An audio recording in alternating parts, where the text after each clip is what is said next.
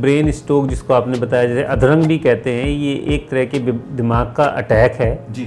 जिसमें कि दिमाग की किसी नाड़ी में कोई नुक्स आ जाता है, या तो वो ब्लॉक हो जाती है या वो फट जाती है। जी। दो तरीके से अधरंग का अटैक होता है। एक तो होता है नाड़ी में ब्लॉकेज आने से, जिसको थ्रोम्बो एम्बोलिक कहते हैं जी। और दूसरा होता है नाड़ी फट जाने से, जिसको ब्रेन हेमरेज कहते हैं।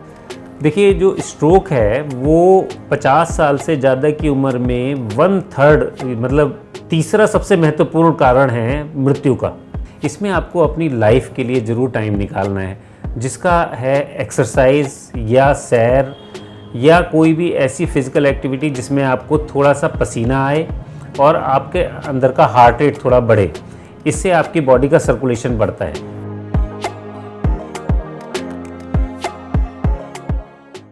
नमस्कार, मैं हूं दीपक भंडारी और आप देख रहे हैं D4E न्यूज़। हमारे विशेष प्रोग्राम आपकी सेहत में आपका स्वागत है।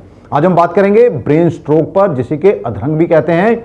आखिरकार ये ब्रेन स्ट्रोक है क्या, होता क्यों है और इसके इलाज क्या हैं। और आज हमारे विशेष मेहमान हैं, ये डॉक्टर सोमिल कांसल हैं, जो कि जाने माने शहर के न्यूरोसर्जन हैं। आपको बता दें कि इन्होंने ऑल इंडिया मेडिकल इंस्टीट्यूट से दिल्ली से अपनी न्यूरोसर्जरी की थी 2001 में और तभी से अमृतसर में शिफ्ट हो गए हैं। सर नमस्कार जी। डॉक्टर साहब, आपका स्वागत है। और साहब, बात करेंगे आज ब्रेन स्ट्रोक पर, जिसे कि लोग अधरंग भी कहते हैं, कि ये बेसिकली ब्रेन स्ट्रोक है क्या, ये होता क्यों है, तो इलाज पे भी बात। भंडारी जी, ये जो ब्रेन स्ट्रोक जिसको आपने बताया, जैसे अधरंग भी कहते हैं, ये एक तरह के दिमाग का अटैक है जी। जिसमें कि दिमाग की किसी नाड़ी में कोई नुक्स आ जाता है, या तो वो ब्लॉक हो जाती है या वो फट जाती है। जी। उसकी वजह से उस नाड़ी का जो हिस्सा काम करने का होता है वो हिस्सा उसका पैरालाइज हो जाता है। वो हिस्सा एक बॉडी का एक पार्ट भी हो सकता है, जैसे कि बाजू या लात भी हो सकती है, या आवाज़ भी जा सकती है, कई बार आंख की रोशनी चली जाती है। जी। अब ये जो अधरंग का अटैक है, ये छोटा अधरंग का अटैक भी हो सकता है, बड़ा भी हो सकता है। छोटे का मतलब होता है कि वो अटैक जो 1 घंटे से लेकर 24 घंटे मैक्सिमम रहे। कई बार अटैक आता है और मरीज़ धीरे धीरे ठीक हो जाता है, उसको कहते हैं छोटा अधरंग का अटैक, जिसको अंग्रेजी में ट्रांजिएंट इस्केमिक अटैक नाम दिया जाता है। और चला गया और वो इम्प्रूव हो गया। ये एक तरीके का transient ischemic attack warning sign है कि इसके बाद 15% लोगों में बड़ा अटैक आ सकता है। तो बहुत सी बार आवाज़ चली गई, थोड़ी देर के लिए आदमी सोचता है नहीं कुदरती कोई टेंशन लग गई होगी, लेकिन उसके बाद जरूर किसी डॉक्टर को कंसल्ट करना चाहिए, क्योंकि बड़ा अटैक आने के पहले का वार्निंग साइन भी हो सकता है। मतलब बॉडी ने आपको सिग्नल दे दिया है कि आप बीमार होने जा रहे हैं। बिल्कुल जी, बिल्कुल। तो ये बॉडी का अपना सिग्नल भेजने का तरीका है कि देखो जी, एक छोटा अटैक आ गया, पर कुछ ना कुछ अंदर गड़बड़ चल रही है। तो अब लोग पूछते हैं जी, ये अधरंग अटैक कितने टाइप का होता है जी। तो 2 तरीके से अधरंग का अटैक होता है। एक तो होता है नाड़ी में ब्लॉकेज आने से, जिसको थ्रोम्बो एम्बोलिक कहते हैं जी। और दूसरा होता है नाड़ी फट जाने से, जिसको ब्रेन हेमरेज कहते हैं। तो ये कॉमनली सुनने में आता है, अटैक आया और जी नाड़ी फट गई दिमाग की जी। तो ये रिलेटेड होता है हाइपरटेंशन, ब्लड प्रेशर से। और जो दूसरा वाला है वो किसी वजह से खून संघना होने की वजह से दिमाग की नाड़ी में या दिमाग के अंदर जो नाड़ियाँ खून ले जा रही हैं उनमें ब्लॉकेज आ जाती है, उसकी वजह से। अच्छा, स्ट्रेस जैसे आपने बात करी है, अभी स्ट्रेस के कारण ही ब्लड प्रेशर होता है, तो स्ट्रेस तो आजकल सभी को है। देखो जी, आजकल की जो ज़िंदगी है, कम्पिटिटिव ज़िंदगी है, तो हर चीज़ में आदमी को स्ट्रगल करना पड़ता है, और स्ट्रगल मीन्स टेंशन और स्ट्रेस मीन्स ब्लड प्रेशर। ये चीज़ें आपस में लिंक्ड हैं। डॉक्टर साहब, फिर इसके देखिए, ब्रेन स्ट्रोक होता है तो लोग, जैसे आपने कहा कि लोग समझते हैं कई बार ये कुदरती यार हो गया, चला गया, तो ऐसे में इन लोगों के लिए भविष्य में कितना खतरनाक होता है। इसके साथ ही, और अगर मान लीजिए स्ट्रोक आ जाता है बंदे को, उसके साइन क्या हैं, कैसे पहचानें? देखिए, जो स्ट्रोक है वो 50 साल से ज़्यादा की उम्र में 1/3 मतलब तीसरा सबसे महत्वपूर्ण कारण है मृत्यु का, और दूसरा सबसे महत्वपूर्ण कारण है जिसमें कि चलते फिरते आदमी को वो मॉर्बिडिटी कहते हैं अंग्रेजी में, कि भाई चलने फिरने के लायक ना छोड़े। इस चीज़ का सेकंड मोस्ट कॉमन कारण है। एक्सीडेंट पहला है, डेथ का पहला कारण हार्ट अटैक है, लेकिन ये तीसरा महत्वपूर्ण कारण है। तो इसका मतलब एक बहुत ही इम्पॉर्टेंट टॉपिक है जिसको लोगों को समझना होगा। और अधरंग का अटैक में आपने पूछा क्या लक्षण होते हैं, लक्षण बहुत छोटे से लेकर बहुत बड़े तक हो सकते हैं। सिर्फ एक आवाज़ का चला जाना, आँख की रोशनी पे इफेक्ट आ जाना, कभी कभी बाजू काम कर रही थी जी, बाजू नहीं काम कर रही मेरी सुबह उठे तो, या एक पासा नहीं कमज़ोर हो गया है, काम नहीं कर पा रहा है, ये सबसे कॉमन कारण हैं, लक्षण हैं अधरंग के। जी, मतलब बड़े आसान हैं, बंदा को पता चल जाता है। डॉक्टर साहब इसके इलाज क्या है? देखिए, अधरंग का इलाज उसके लक्षणों पे डिपेंड करता है, उसकी बीमारी पे डिपेंड करता है, कारण पे डिपेंड करता है। तो अगर नाड़ी ब्लॉक हुई है जी, तो आजकल एक बड़ा यूनिक टीका आया हुआ है जिसको अधरंग का टीका ही कहते हैं, टिश्यू प्लाज्मिनोजन एक्टिवेटर। वो टीका लगाने से जो नाड़ी ब्लॉक है वो खुलने के चांसेस 80% तक होते हैं। लेकिन उसमें भंडारी जी एक बहुत इंपॉर्टेंट बात लोगों को समझनी होगी कि उस टीके का प्रयोग अधरंग आने के बाद 4 घंटे के अंदर अंदर ही कर सकते हैं ज़्यादातर केसेस में, कुछ कंडीशंस में आगे भी कर सकते हैं। और 4 घंटे में भी ये नहीं कि 4 घंटे का वेट करना है, जो पहले घंटे में टीका लगवाएगा उसके रिजल्ट जो बाद में टीका लगवाएगा वो कम होंगे। जैसे जैसे टाइम पास होता जाता है टीके की एफिकेसी कम होती जाती है, 4 घंटे के बाद वो नेग्लिजिबल हो जाती है। जहाँ तक है कि अगर नाड़ी फट गई है तो उसका इलाज ज़्यादातर वो केसेस दवाइयों से हम लोग कंट्रोल कर लेते हैं। बीपी कंट्रोल करने के बाद कुछ केसेस में ब्रेन के मेजर ऑपरेशन की भी ज़रूरत पड़ती है। अच्छा डॉक्टर साहब, जैसे आपने बताया कि 4 घंटे में मतलब उसके बाद अगर आए पेशेंट, समटाइम्स क्या होता है तो जिनको तो समझ है वो तो पहुंच जाते हैं डॉक्टर के पास। आज भी जो ज़्यादातर देखा गया है कि लोग, मैं नहीं कहता कि नीम हकीम बाबाओं के चक्कर में पड़ जाते हैं और इसे कुदरती वो कहते हैं यार ये पता नहीं कोई साया आ गया, तो उन लोगों में फिर ऑपरेशन ज़रूरी हो जाता है ऐसे मरीजों में अगर देर से आएंगे तो।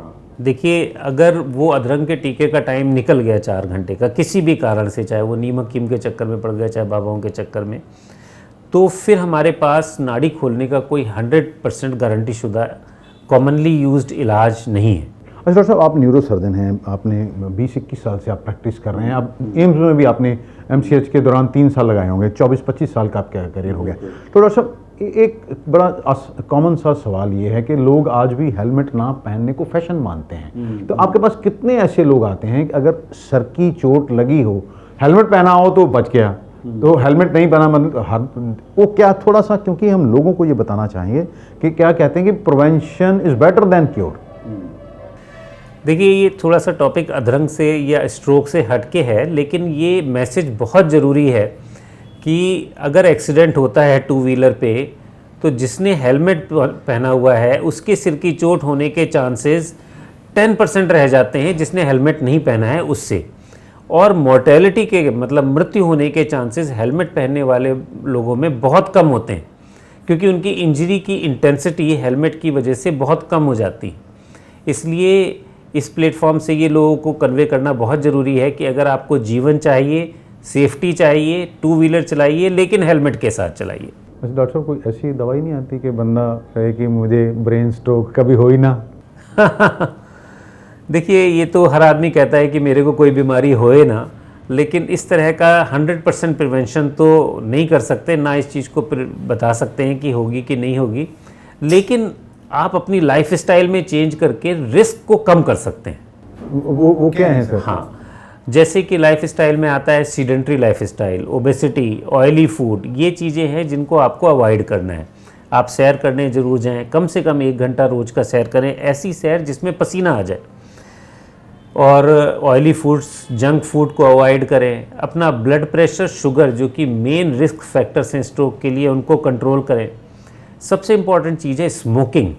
स्मोकिंग बहुत मेजर रिस्क फैक्टर है स्ट्रोक का, उसको अवॉइड करना है। वेट रिडक्शन करें और सबसे इम्पॉर्टेंट है खुश रहें, दुखों से दूर रहें। डॉक्टर वैसे तो आजकल कोई भी गेस्ट आ जाता है तो अगर आप उसको सलाद काट के रख दें, हेल्दी फूड, तो वो शायद वो फिर कहे भी आज डॉक्टर साहब ने किसी मिलने नहीं जाना, और यार आप उसको तेल में कहते हैं फ्राई हुए फ्राइड चीज़ खिलाएं तो उसको बड़ा अच्छा भी लगेगा। मतलब ये इसलिए था, ये बातें हम कर रहे हैं ताकि लोगों को पता चले कि सेहत आपकी कितनी ज़रूरी है। डॉक्टर साहब, ये अधरंग है, जो ब्रेन स्ट्रोक है, इसको हम कह सकते हैं कि एज रिलेटेड बीमारी है, या अब कुछ ऐसी स्टडी भी आई है, आपके पास केसेस आए हैं कि छोटी उम्र में भी होने लगा है ये ब्रेन स्ट्रोक? देखिए, ये स्ट्रोक किसी भी एज के लिए एग्जम्प्ट नहीं है, किसी भी एज में हो सकता है। छोटे बच्चे से लेकर बड़े लोगों में और बुजुर्ग लोगों में किसी भी एज में हो सकता है। पर अगर हम इसका डेमोग्राफिक प्रोफाइल देखेंगे तो डेफिनेटली ये 50 साल की उम्र के बाद रिस्क फैक्टर जिन लोगों में प्रेजेंट है उनमें बहुत ज़्यादा इंसिडेंस हो जाता है।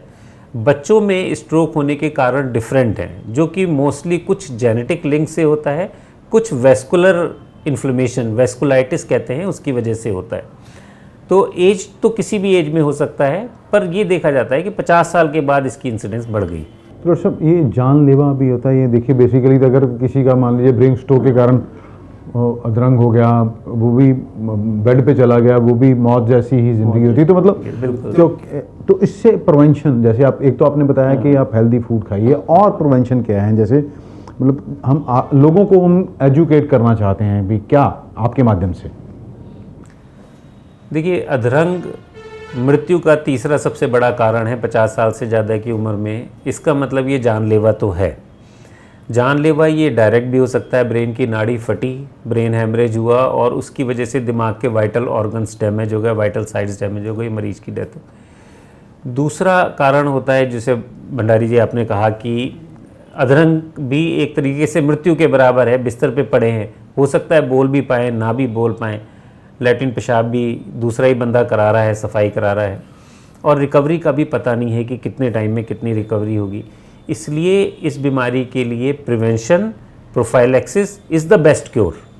आपको तो सब इस घरेलू नुस्खों पर भी लोग बहुत यकीन करते हैं, भले ही हम 21वीं सदी में जा रहे हैं तो बातें तो बहुत, लेकिन आज भी जो है कि उस पर बहुत घरेलू टोटके या घरेलू नुस्खे कुछ ऐसे हैं। देखिए, कुछ तो ऐसे नुस्खे जो हमारी नानी दादी कभी कहानियों में बताती थी, वो फ़ायदे भी हैं तो कुछ के नुकसान भी हैं।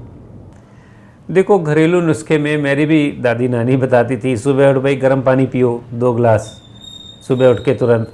ये चीज़ें फ़ायदा करती हैं, खूब पानी पीना चाहिए। नॉन वेजिटेरियन ऑयली फूड को मना करते थे। गाय का अगर ऑयली फूड खाना है तो गाय का घी खाए, उसमें बनी हुई खाना बना के खाए।